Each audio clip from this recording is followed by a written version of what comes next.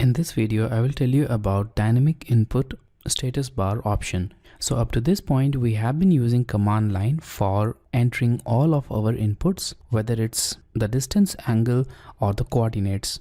But there is an alternate method of doing this, and you can do that using the dynamic input, which is simply a small command line on your cursor. So here we have this dynamic input option on the command line, and you can activate it by clicking on this option, or you can also use a din mode system variable. So you can change the value of this din mode system variable to 1 in order to make it active. Now once this is active, go to any command and now click, and now you'll find a slight difference. Now we have this cursor, and along with the cursor we have the command line input here. So the same input which is on command line can now be seen directly on the cursor, and along with that we have a dynamic coordinate here. So you can see that this coordinate display changes according to the movement of cursor.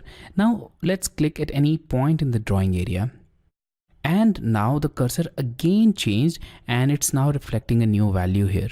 So now wherever possible, the cursor will show this distance value and also the angle value, and as far as possible it will show other values also, for example radius or the arc length, depending upon the geometry. So now let's say that in this case we want to make a line with length of 100 unit inclined to an angle of, let's say, 45 degrees. So for that, simply type 100, and now you'll notice that that value will be entered on the line field. Now simply press tab key and the distance will be logged, and the input field will jump to this angle value. Now enter the angle, which is 45, and press tab again, and here we have it. So now the geometry is logged to a distance of 100 unit and also to an angle of 45 degrees. Now press enter and the final geometry is here.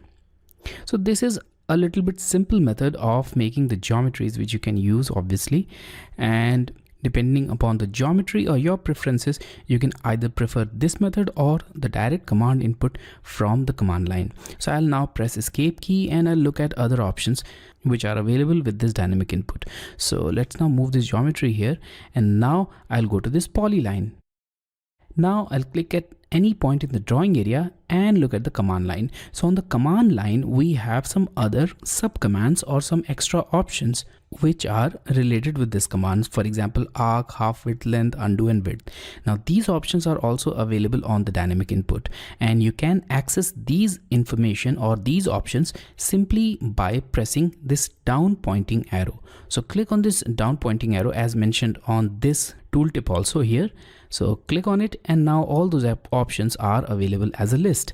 Now you can simply keep pressing that down pointing arrow, or you can also press the up arrow and choose the desired value. So I'll select this width option and now press enter.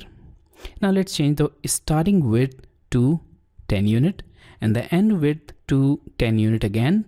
Press enter. And here we have it. So now you can see that we can apply the same value directly from the command line. So once again, let's change the width to 0. I'll select the width value, enter 0 as the starting width and ending width also as 0, and press enter, and we have the normal polyline here. So let's now join it with the starting point and press enter. When making drawings with this dynamic input, there might be situations when this would create a little bit of distraction for you. For example, in this case, let's say that we want to make a circle at this point, but we don't want this dynamic display to be visible at this drawing area. So you can hide it also temporarily by using the F12 function key. So press the F12 function key while your command is active, and that option will hide temporarily. And now you can enter the values if you want, or you can again release the F12 key and enter the value. For example, here I'll enter 60 as the radius, and here we have the final geometry. So in this way you can use the dynamic input option for bringing your command line directly on the cursor. So that will decrease your dependency on the command line, but obviously it is not a replacement for your command line. Command line will be required for many other situations also, but you can use it wherever you find it most helpful. So I'll just click on this option once again to turn it off, as I prefer working with the command line only.